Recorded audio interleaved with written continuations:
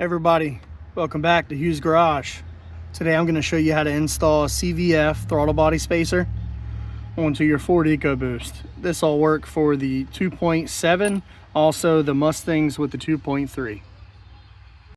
Alright, first thing you want to do, disconnect your battery just in case I end up having to unplug any plugs. I doubt I will.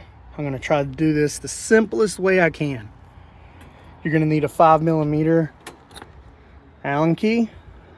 You're going to need a 10mm socket for your battery, and you're going to need an 8 for the throttle body stock stud bolts, and get a 7mm, and you can loosen these up just in case you need to move stuff out of the way to get to the bolts. Once you do all that, go ahead and knock those loose, all 4 of them. There's 2 on the bottom, which really aren't too bad to get to. Just loosen them up and we'll go from there. Okay, once you got it off, you want to clean that little gasket right there. I went ahead and took my throttle body spacer all the way off. Had some mileage on it, so I had to clean it up. Got it shining up pretty good. Now we're going to use the supplied bolts with the kit with the 5mm Allen key. Okay, so the throttle body spacer, there's an O-ring. You want that pointed towards the throttle body. You want the logo up, the NPT port for like water, meth injection.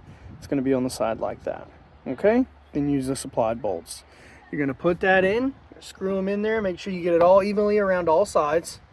Then you're going to snug them up, slip that hose back on there, and tighten those bolts down.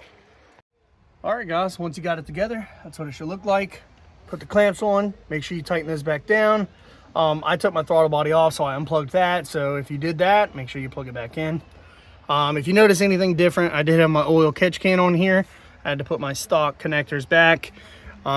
It was an Amazon special. The hoses, they're crap. I'm gonna get new hoses for them and reinstall them, and I'll have a video on that as well.